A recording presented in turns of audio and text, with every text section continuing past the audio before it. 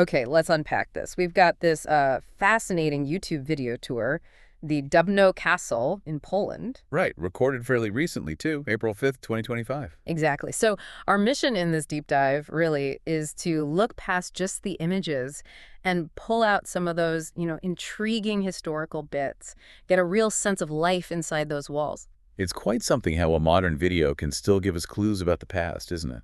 Shows how these places still resonate. Absolutely. So we're going to cover quite a bit. Kitchens, royal rooms, even a knight's code they mentioned. Sounds good. Where do we start? Let's start where the tour does. The castle kitchen. First thing you notice, it wasn't just for cooking. No, storage, too, right? For all the kitchenware. Yeah. And the big one, obviously no electricity. Cooking meant open fires, kettles. Mm-hmm. You have to imagine the sheer effort involved. Managing fires, constantly watching things. Very different from flicking a switch. Totally. And they mentioned copper pots and pans. Classic materials for the time. Good heat conductors, but needed a lot of upkeep. And the video calls it the automatic washing machine era, meaning hard manual scrubbing. Huh. Right, exactly. Yeah. A bit ironic. It highlights the labor Now, involved. they even had molds for cookies, which was a nice little detail. Yeah, that does suggest, it wasn't all just basic survival cooking.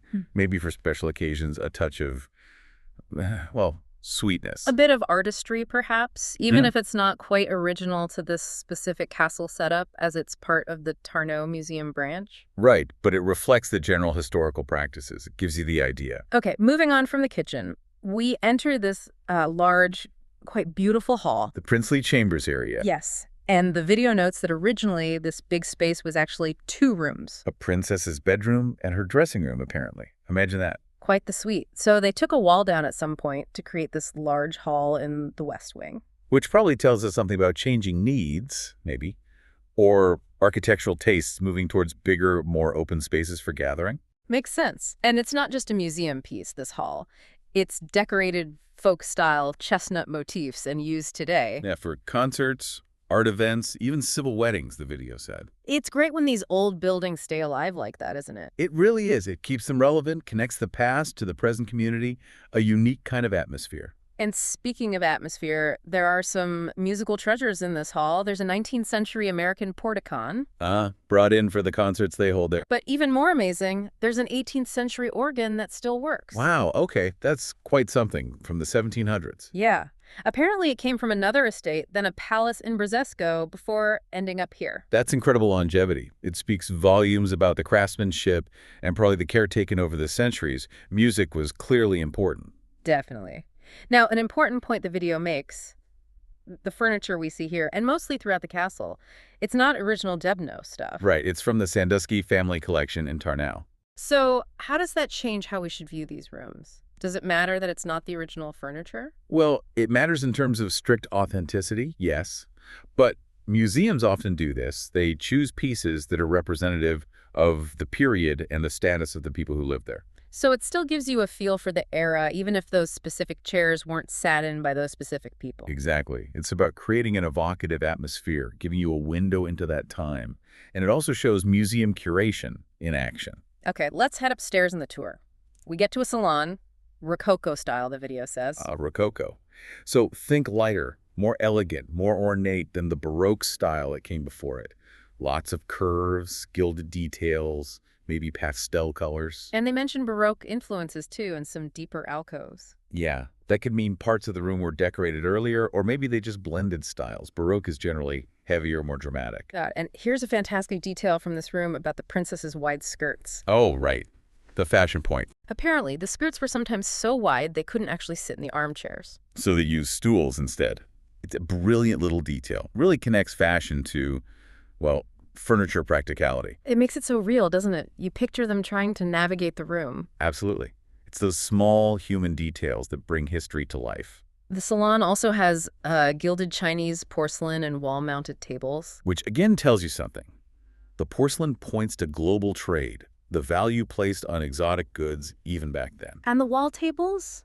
Just a style thing. Partly style, but also practical, especially if space was a consideration. Good for displaying those valuable pieces like the porcelain. Shows off refined taste. Okay, continuing in the 18th century section, we go into another room. This one has darker, sort of heavier furniture. A different feel. Including a really beautiful Dutch wardrobe.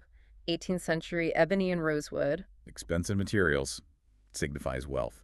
And interestingly, no handles on it. Ah, yes, the safe wardrobe concept. Exactly. The video explains some wardrobes weren't just for clothes, but for valuables, so they had hidden keyholes instead. Fascinating, isn't it? Dual-purpose furniture.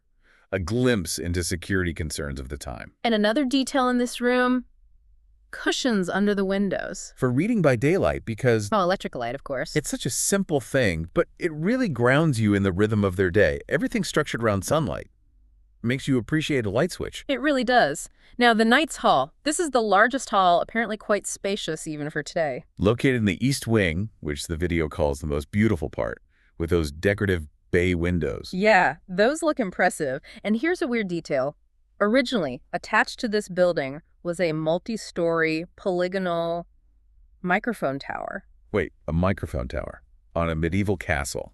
That is unexpected. I know. What could that possibly have been for? That strongly suggests a much later addition, surely. Maybe for public announcements or some early local broadcasting attempt. That's a bit of a mystery without more info. Definitely not medieval. Definitely not. Okay, inside the hall, the portraits aren't actually people connected to Dębno's history, Right, probably decorative or part of that same Sandusky collection. but they do have replica suits of armor, one supposedly from the 16th century. Replicas are useful, though. They give you that visual, that sense of the knightly era, without risking fragile originals. Helps picture the time. And this leads to something really interesting they do there. In the window, there's a knightly code displayed. Ah, the educational aspect. Yes, the museum uses this very hall for lessons where they symbolically knight young boys. That's quite engaging. And before the knighting, the kids have to learn this code, honor, courage, loyalty, that sort of thing, and they consider it still relevant today. That's a great way to use the historical setting, I think. Makes those values more concrete for kids, more memorable maybe than just reading about them. Yeah, learning about chivalry in an actual knight's hall, pretty effective. And they're also careful about preservation, monitoring humidity and temperature in there, so a nice balance. Good point. Okay, the tour then goes towards the former chapel area. And maybe a dungeon. A bit of contrast there. The original chapel burned down, wasn't rebuilt, so the space has various artifacts now. Then downstairs, underground, it gets a bit more atmospheric. Right, they mention restraints, like pillories, things kids today might not even recognize. Definitely. A reminder of harsher forms of justice. Oh, and there's a skull that apparently looks like it's smiling. Ah, well, skulls often look like that. But yeah, the chapel and dungeon contrast really shows the different facets of castle life: faith, authority, punishment. All in one building. And this lower area has archaeological finds. Sometimes it's closed off, but we got a peek. Like fragments of the original building. Yeah, like an old floor beam and a 16th century brick they call palkalka, hand-formed. Wow, holding a brick someone shaped by hand 500 years ago. Yeah, That's a direct connection, isn't it? it really is. Takes you right back. Tangible history. You see the techniques, the human touch. Then, just briefly, we see remnants of another porticon, the keyboard instrument again. Not much left of that one. A reminder that things don't always survive intact, sadly. And finally, they set up a wine cellar in the basement. Barrels are empty, though. Still, it gives you the idea. Storage, provisions essential for castle life. A self-contained little world. So, wrapping this up, what's the takeaway? This glimpse into Dębno Castle, even knowing much of the furniture isn't original, it still gives us a pretty rich picture, right? Oh, absolutely. From the practicalities of the kitchen to the, formality of the salons, the symbolism of the Knight's Hall, it weaves together a lot of threads. The mix of styles, that amazing old organ still working, the knightly code for kids, it does spark the imagination. It really does. It makes you think about all the lives lived within those walls, the stories we don't know, how history is sort of layered there. What stood out most to you in this tour, thinking about it now? For me, it's probably those little humanizing moments. The princess needing a stool, the hand-formed brick, the kids learning the code. They make it less like a static museum display and more like, lived experience. Yeah, connects you to the people. Exactly. It bridges that gap across centuries. And it definitely makes you wonder, what stories are still hidden there, just waiting to be uncovered? What will people make of our digital traces centuries from now? That's a fascinating thought to end on. What will they piece together about us?